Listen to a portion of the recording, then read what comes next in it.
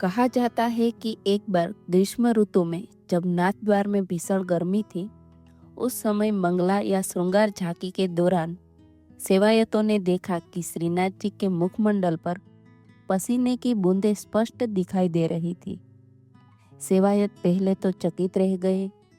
ध्यान से देखने पर यह जल की धार नहीं, बल्कि मानव शरीर जैसे पसीने की बूंद थी। श्रद्धा और विनय के साथ सेवायतों ने कोमल वस्त्र से श्रीनाथ जी का मुख पोंछा। वस्त्र सचमुच गीला हो गया, जिससे उपस्थित भक्तों में भाव विभोर वातावरण बन गया।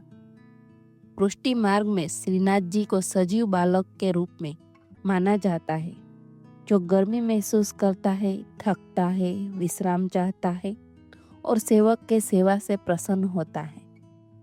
इस घटना को यह कहकर समझाया जाता है कि प्रभु ने स्वयं संकेत दिया कि वे भी हमारी ही तरह अनुभव करते हैं।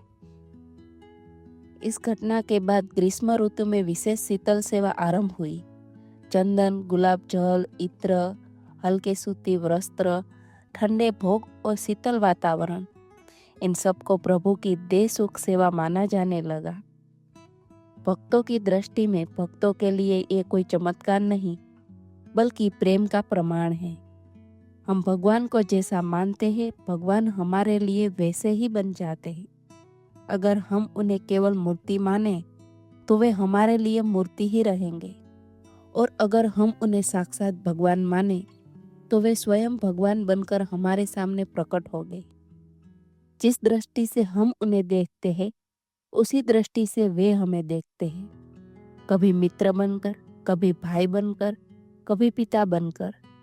ईश्वर को पाना है तो एक बात हमेशा याद रखना चाहिए, हम जितने सच्चे हृदय से उन्हें मिलने जाते हैं, वे भी उतने ही सच्चे हृदय से हमसे मिलने आते हैं।